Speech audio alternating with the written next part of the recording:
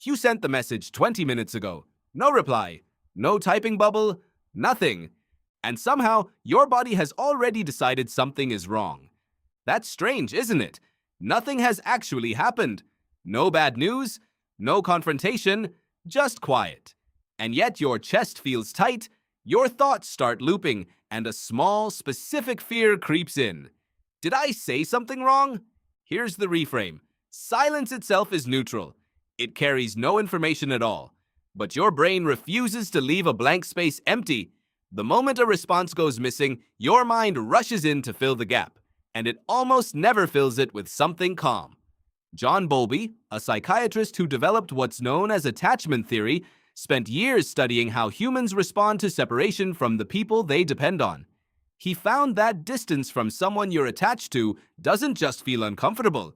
It activates a genuine alarm system, one originally built to keep infants close to caregivers who kept them alive. You're not an infant anymore, but that same wiring doesn't fully retire.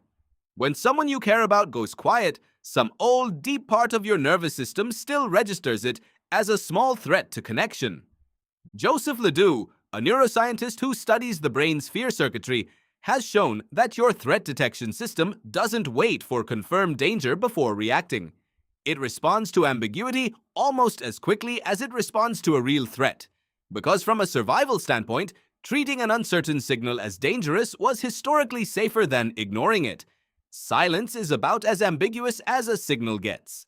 There's no tone of voice, no facial expression, no context. Just an empty space where a reply should be.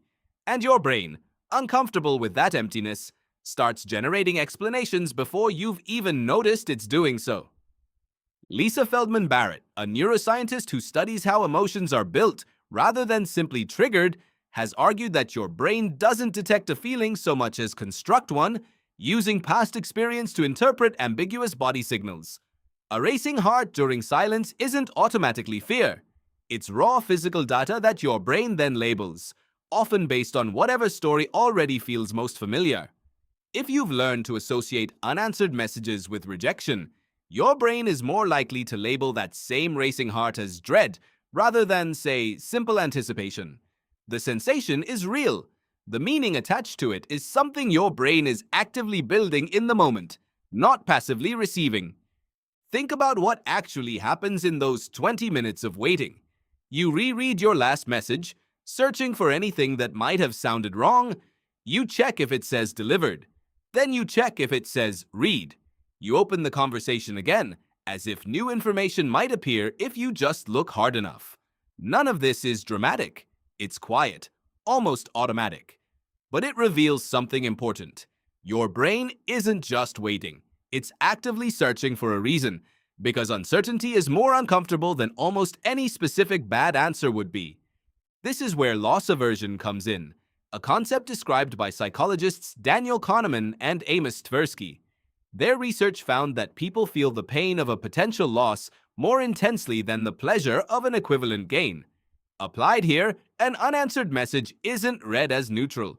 It's read as a potential loss of connection, of approval, of standing with that person.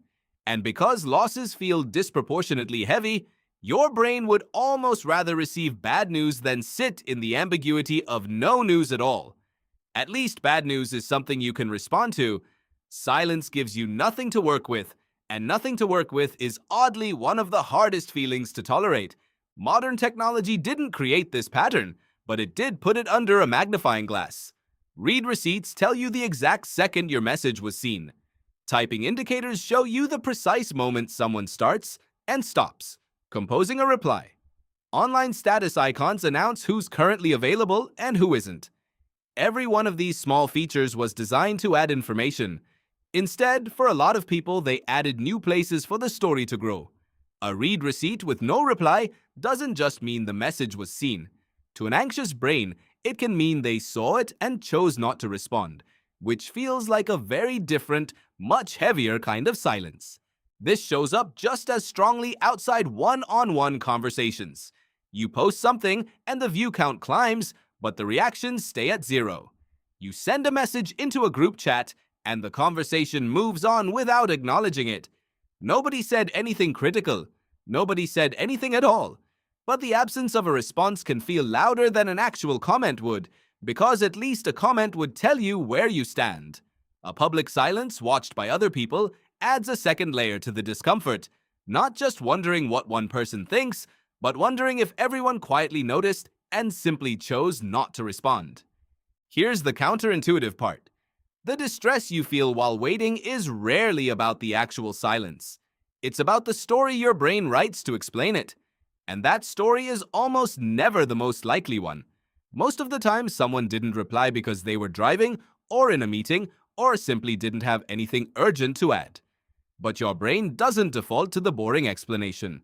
It defaults to the personal one because personal threats feel more urgent to a nervous system built to protect your social standing.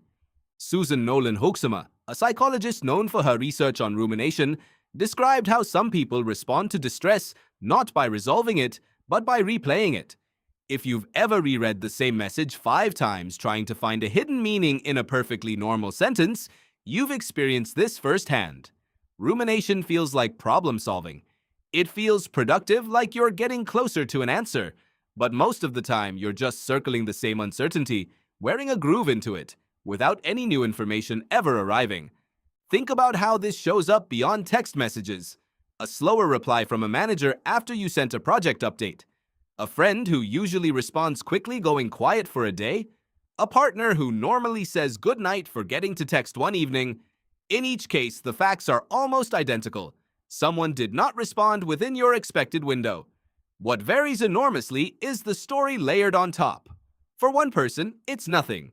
For another, it's evidence of anger, disappointment, or being quietly written off. The gap between those two reactions isn't information.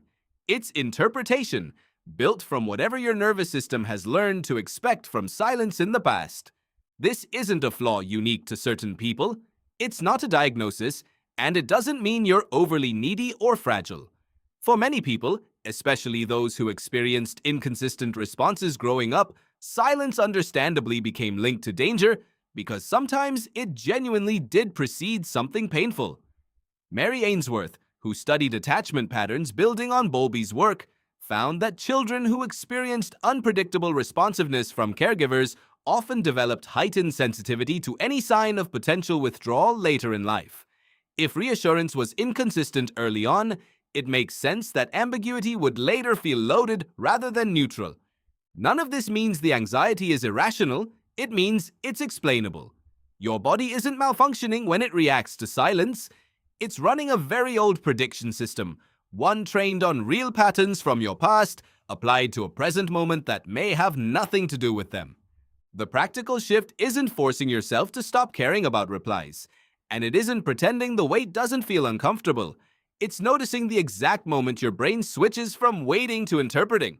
That's the point where a fact, they haven't replied yet, quietly turns into a story, they're upset with me, or they're pulling away.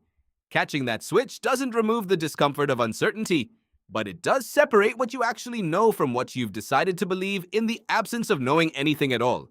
So the next time you send a message and the reply doesn't come, and your chest tightens, and your mind starts building a case against yourself, pause on that specific moment. Nothing has actually happened yet. The silence you're reacting to isn't proof of anything. It's just space, waiting to be filled, and for once, you get to choose what you fill it with.